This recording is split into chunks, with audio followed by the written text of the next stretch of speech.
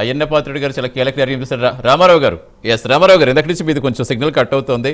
ఏంటి రేపటి నుంచి డిజిటల్ అటెండెన్స్ అమలు చేయబోతే ఒక నిమిషం అజయ్ గారు వస్తారు. ఒక నిమిషం రామారావు గారు సతీష్ గారు ఇక్కడ రామారావు గారు అజయ్ గారు ఎందుకంటే రామారావు గారు ఒక నిమిషం.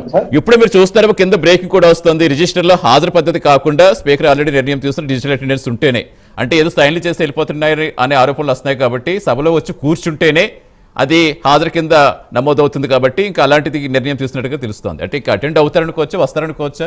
ఎందుకంటే ఇందాక నుంచి మీరు నిజంగా అలా కాదు. ఇప్పుడు ప్రజా సమస్యలు ఒక నిమిషం అండి, అజయ్ గారు వస్తాను. రామారావు గారు, మా నాయకుడు జగన్మోహన్ రెడ్డి గారు మొట్టమొదటి దానికి కూడా ఆన్సర్ ఇచ్చింది. రామారావు గారు ఒక్క నిమిషం, అజయ్ గారు వెళ్తాం. కానీ ఇక్కడ శాసనసభ స్పీకర్ మాత్రం ఖచ్చితంగా ఆన్సర్ చేయాల్సినటువంటి అంశం ఉంది.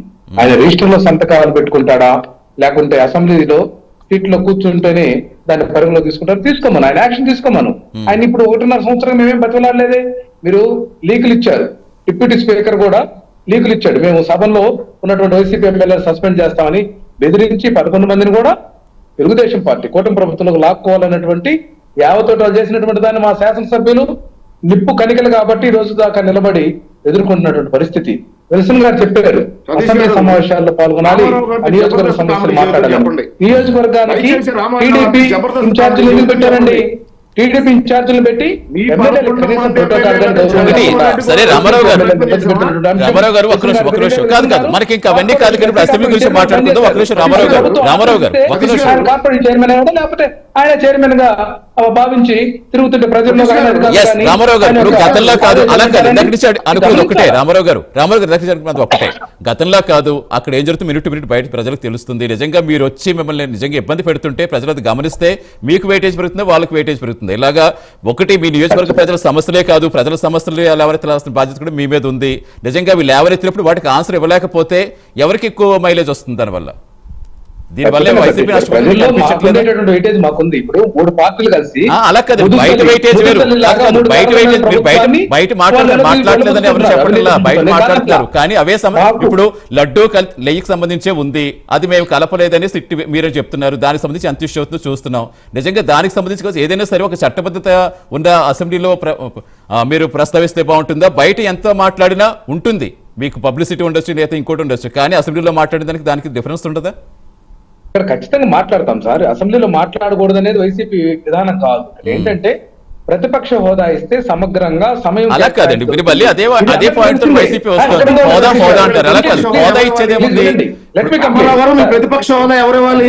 ఇక్కడ అసెంబ్లీ సమావేశాల్లో మేము ప్రస్తావిస్తే దానికి వెయిటేజ్ ఉంటుంది కాదంట్ల. కానీ వీళ్ళు ఆ పరిస్థితులు లేకుండా చేసేటటువంటి విధానానికి అసలు ఆ లేఖకి సమాధానం ప్రతిపక్ష హోదా ఇవ్వచ్చు, ఇవ్వకూడదు అనేది తేల్చలేరండి. 1.5 సంవత్సరం మీరే ఆలోచించండి. ఇక్కడ ఒకటి తెలంగాణలో కూడా చూస్తున్నాం, కేసీఆర్ వస్తున్నారని చాలా అందరికీ అతిపెద్ద క్వశ్చన్ మార్క్ లో వచ్చారు, వెళ్ళారు. మిగతా వాళ్ళు అటెండ్ అవుతున్నారు కదా. సేమ్ అదే విధంగా సమస్యలు ఎవరైతే మీరు రావచ్చు కదా. నిజంగా మిమ్మల్ని ఇబ్బంది పెట్టి మీరు వాకౌట్ చేస్తే దానికి కూడా మీకే వస్తుంది కదా. ఐ మీన్ ఇప్పుడు మండల్లో మీరు అటెండ్ అవుతారు, మండల్లో మీ చర్చ వినిపిస్తున్నారు. అసెంబ్లీకి ఎందుకు అంత వ్యక్తం చేస్తున్నారు చెప్పారు. ఎందుకంటే శాసనసభ స్పీకర్ యొక్క విధానం సరిగ్గా లేదు. ఎందుకంటే ఆయన బయట మాట్లాడినటువంటి విధానం, ఆయన బయట వ్యవహరించినటువంటి తీరు ఈ రోజు సభలో కూడా వ్యవహరిస్తున్నటువంటి పరిస్థితి ఉంది. ఎక్కడా కూడా రూల్స్ అండ్ రెగ్యులేషన్స్ ని ఆయన ఫాలో కావట్లేదు అనేది అందరికి తెలిసినటువంటి అంశమే. దాన్ని తేల్చాల ముందు అసలు శాసనసభ స్పీకర్ అట్లాగే సభానాయకుడు చంద్రబాబు నాయుడు గారు వీళ్ళు వన్ సైడ్ గా సమావేశాలు పెట్టుకొని వాళ్ళే భజన చేసుకుంటే ఎట్లా అండి?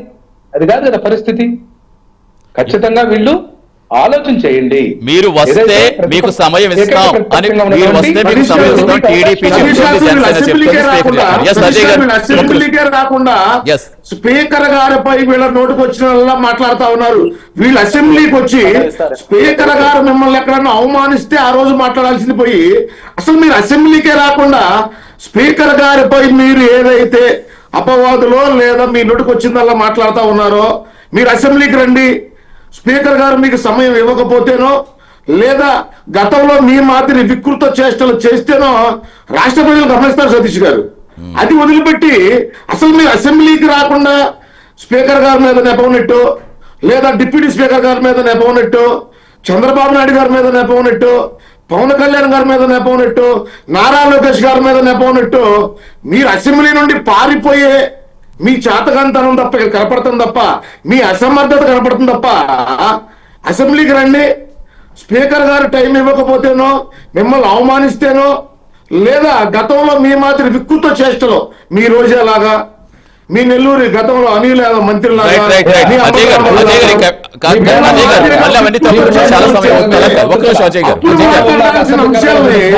ఈ రోజు మీరు మీడియాలో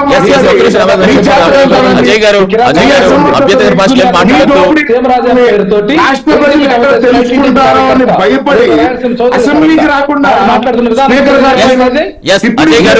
గారు మీరు అజయ్ గారు కాదు చర్చలు జరగకుండా ఎందుకండి? కాదు కంటిన్యూ ప్రాంప్టింగ్ వద్దు, ఒక్క నిమిషం అభ్యంతరకర భాషలు వద్దు, ఎవరైతే మనకి విమర్శలు వద్దు. కానీ ఇప్పుడు ప్రధానంగా రామారావు గారు ఎవరు ప్రశ్నిస్తున్నా ఒకటే, మీరు కేవలం ప్రజా సమస్యలే కాదు, మీ నియోజకవర్గ సమస్యలే కాదు, చాలా ఇష్యూస్ ఉన్నాయి కాబట్టి దాని మీద మీకు మాట్లాడే అవకాశం ఉంటుంది. నిజంగా రాకపోతే ప్రజలే గమనిస్తారు కదా అంటారు వాళ్ళు కూడా. ఇప్పుడు మీరన్నా అదే కదా చెప్తోంది, ఎందుకు రావడానికి కాబట్టి ఈ రోజు ప్రజల్లో మా పట్ల కోటి సంతకాల ఉద్యమం చేశాం మేము. ఏదైతే మెడికల్ కాలేజీల ప్రైవేటీకరణని వీళ్ళు పీపీపీ పద్ధతిలో దోచుకోవాలంటే అదే అక్కడ లేవనెత్తచ్చు కదా. కాదు ప్రజల్లో కాదు, అసెంబ్లీలో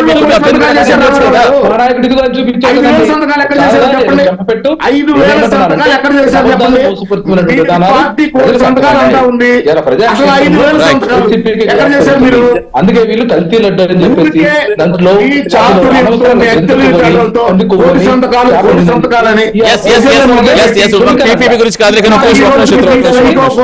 మీ సైకిక్ మెంటాలిటీ ద్వారా విల్సన్ గారు, నిజంగా ఇప్పుడు ఇలాంటి వివాదాస్పద వివాదాల వల్ల నష్టపోతుంది అసలు ఎవరు? ప్రజలు అనుకోవాలా, ప్రతిపక్షం అనుకోవాలా, ప్రభుత్వం అనుకోవాలా? ఇది అట్లా పారిపోవడం అనేది పిరిగితన నిదర్శనం. అంటే అలా ఎప్పుడు ఎవరు పారిపోయినా, ఏ పార్టీ పారిపోయినా అది వాళ్ళ డెమోక్రసీని అవమానపరిచినట్టే. అంటే పారిపోవడం ద్వారా ఏ సమస్య పరిష్కారం కాదు. యుద్ధ భూమిలో నిలబడి పోరాటం చేయాలి. యుద్ధం నుంచి పారిపోయి మేము బయట మాట్లాడతాము, మాకు ప్రతిపక్ష హోదా అంటే ఏంటంటే ప్రజలు గుడ్డి చెప్పడం నువ్వు ప్రతిధ్వనించడం కోసం అసెంబ్లీలో మీకు అవకాశం వచ్చింది. అవకాశాన్ని సద్వినియోగం చేసుకోండి, మీరు ఎక్స్పోజ్ చేయండి, ప్రభుత్వంలో తప్పులను ఎక్స్పోజ్ చేయండి. అంతేగాని మీరు ఎక్స్పోజ్ అవుతున్నారు. ఇప్పుడు టీవీ ఛానల్ గా డిబేట్ పెట్టి ఎందుకు మిమ్మల్ని ఫోకస్ చేస్తాయంటే మీరు రాకపోవడం వల్ల ఫోకస్ చేస్తాయి. అదే మీరు వచ్చారనుకోండి మీకు సింపతి కార్డు వస్తుంది, తప్పులేదు. కాబట్టి ఇక్కడ బేసిక్ ఏంటంటే ఈ రోజు స్పీకర్ గారు తీసుకున్న మంచిది, డిజిటలైజేషన్ కానీ లేకపోతే వాళ్ళు రాకపోతే శాలరీస్ కట్ చేయడం కానీ ఇవన్నీ కరెక్ట్. అది పులివెందులకు సంబంధించిన జగన్మోహన్ గారు కావచ్చు, లేకపోతే ఇంకొక ఎమ్మెల్యే కావచ్చు, ఏదైనా సరే వాళ్ళు ₹1 తాగకూడదు. అది తప్పదు. ప్రజాధనాన్ని మనం ₹1 తాకినా అది క్రైమ్ కిందకే వస్తుంది.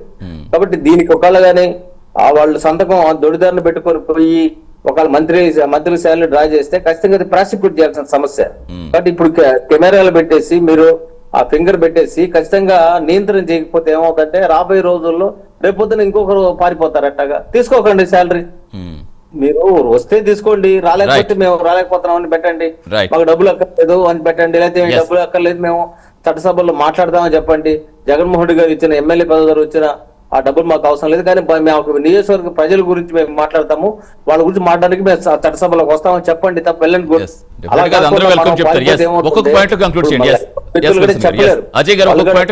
వాళ్ళ పార్టీ చెప్పే అవకాశం ఉండదు. కాబట్టి ఇప్పటికైనా మనం మీరు పెట్టిన చర్చ అర్థవంతంగా ముగియాలంటే ఖచ్చితంగా చర్చ చూసిన తర్వాత అయినా వైసీపీ నాయకుల్లో పరివర్తన రావాలని నేనైతే కోరుకుంటున్నాను. రైట్, ఒక్కొక్క పాయింట్ లో కంక్లూడ్ చేయండి. సతీష్ గారు, ఈ రోజు కూటమి కలయిక ఈ రాష్ట్ర భవిష్యత్తు కోసం, ఈ రాష్ట్రంలో ఉన్న నిరుద్యోగ యువకుల ఉద్యోగ కల్పన కోసం పవన్ కళ్యాణ్ గారు పదే చెబుతా ఉన్నారు.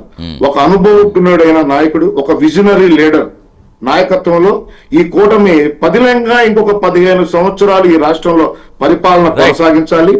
ఎందుకు కొనసాగించాలంటే సతీష్ గారు, ఈ రాష్ట్ర భవిష్యత్తు బాగుండాలన్నా, ఈ రాష్ట్రంలో ఉన్న నిరుద్యోగ యువకులకు ఉద్యోగ కల్పన జరగాలన్నా, ఏదైతే వైఎస్ఆర్సీపీ పార్టీ విధ్వంసక పరిపాలన నుండి ఈ రాష్ట్రాన్ని అభివృద్ధిలో పరుగులు పెట్టించాలన్నా చంద్రబాబు నాయుడు గారి నాయకత్వంలో ఈ రాష్ట్రంలో కూటమి పరిపాలన జరగాలి. దీనికి మేము అందరం కలిసే ఉంటాం. ఎన్ని కుట్రల యత్నాలు కలిసి చేసిన ఉండడమే కాదు, వైఎస్ఆర్సీపీ కాదు, కాదు. పార్టీ ఒకవేళ వైసీపీ అటెండ్ అయితే అదే స్థాయిలో వాళ్ళకి అవకాశం ఇవ్వాలని వాళ్ళు అడుగుతారు కాబట్టి అదే స్థాయిలో ఇవ్వాలని కోరుకుంది. ఎస్ కృష్ణవేణి గారు ఒక పాయింట్ లో కంక్లూడ్ చేయండి, సమయం అవుతుంది.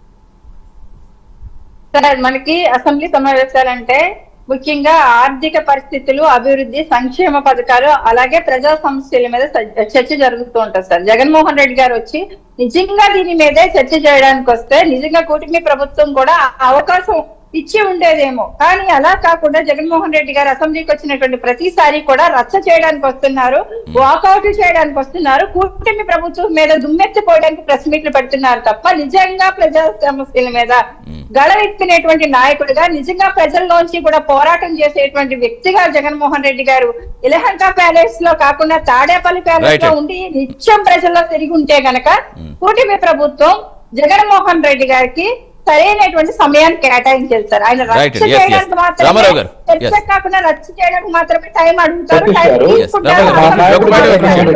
మాట మీద నిలబడి ఈ యొక్క వ్యవస్థలో మార్పులు తీసుకురావాలి, రాజకీయ ప్రక్షాళన జరగాలి, రాజకీయాలు విలువలతో కూడినటువంటి రాజకీయాలు ఏదైతే చెప్పిన మాటని తప్పకుండా నెరవేర్చేటటువంటి రాజకీయ పార్టీల వైఖరిని మేము తీసుకొస్తా ఉంటే దాన్ని మొత్తం ధ్వంసం చేసేటటువంటి ప్రక్రియకు మీరు శ్రీకారం చుడతా ఉన్నారు.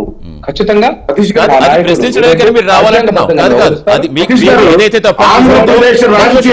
వైఎస్ఆర్సీపీ పార్టీని ఒక్క నిమిషం అజయ్ గారు కాదు రామారావు గారు, మీరు ఏదైతే సమస్యలు చెప్తున్నారో నిజంగా ఇప్పుడు మీకు ఏదైతే తప్పుగా అనిపిస్తుందో అది ప్రెసిడెంట్ గారు మీరు అసెంబ్లీకి వస్తే కరెక్ట్ గా ఉంటుంది కదా, ప్రజలకు తెలుస్తుంది కదా, ప్రజలు గమనిస్తారు కదా.